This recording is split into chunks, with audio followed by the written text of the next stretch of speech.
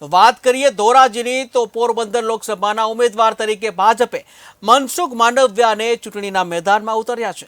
ત્યારે ધોરાજીમાં સ્થાનિક ઉમેદવાર માંગે પોસ્ટર વોર ચાલુ રહ્યું છે અને તે મુદ્દે હવે Porbandar Bhajap legal cell action મોડમાં આવ્યું છે, જ્યાં પોરબંદર ભાજપ લીગલ સેલ દ્વારા આચાર સંહિતાના ભંગની ફરિયાદ નોંધાવી છે। પોસ્ટર વોર મામલે અને આચાર સંહિતાના ભંગ મુદ્દે પોરબંદર ભાજપ લીગલ સેલ દ્વારા વિપક્ષ પર પ્રહાર સાથે પ્રતિક્રિયા આપી હતી। ત્યારે શું છે પ્રતિક્રિયા, જોઈએ।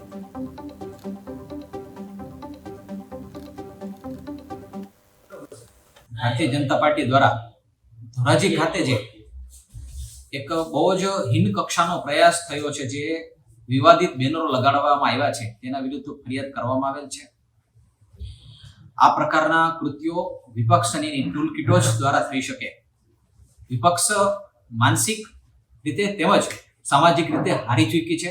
ગુજરાતમાં ક્યાંય વિપક્ષ જેવું કોઈ વ્યક્તિત્વ જ નથી રહ્યું।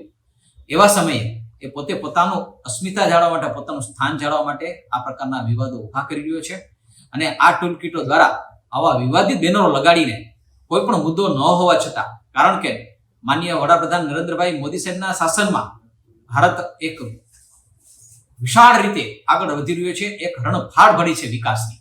એવા સમયમાં જ્યારે એમના જ કેબિનેટના બહુ જ અગ્રીમ સ્થાન ધરાવતા ડોક્ટર મનસુખભાઈ માંડવિયાને આ પોરબંદરની ઉમેદવારી કરવાનું નેતૃત્વ મળ્યું છે। પોરબંદરની સમગ્ર લોકસભા વિસ્તારની પ્રજા ખૂબ જ આનંદિત છે।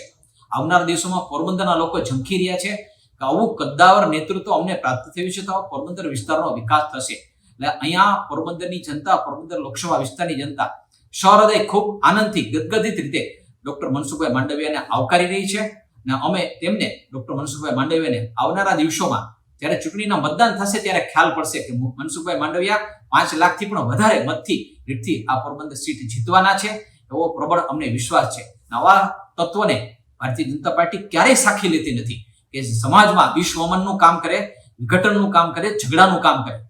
જ્યારે રાષ્ટ્રવાદને લઈને આપણે ચાલી રહ્યા હોય ત્યારે પોરબંદરના પનોતપુત્ર ડોક્ટર હેમાંગ જોશી જો બરોડામાં ચૂંટણી લડી શકતા હોય, એવા જ આપણા પનોતપુત્ર ડોક્ટર મનસુખભાઈ માંડવિયા એ આજે પોરબંદર ખાતે ચૂંટણી લડી રહ્યા છે। આપણા વડાપ્રધાન શ્રી માન્ય નરેન્દ્રભાઈ મોદી એ વારાણસી ખાતે ચૂંટણી લડી રહ્યા છે। જ્યારે સમગ્ર રાષ્ટ્રના વિકાસની વાત હોય ત્યારે આવા ક્ષુલ્લક વાદમાં પડવું નહીં, એવી આપ સૌને નમ્ર અપીલ।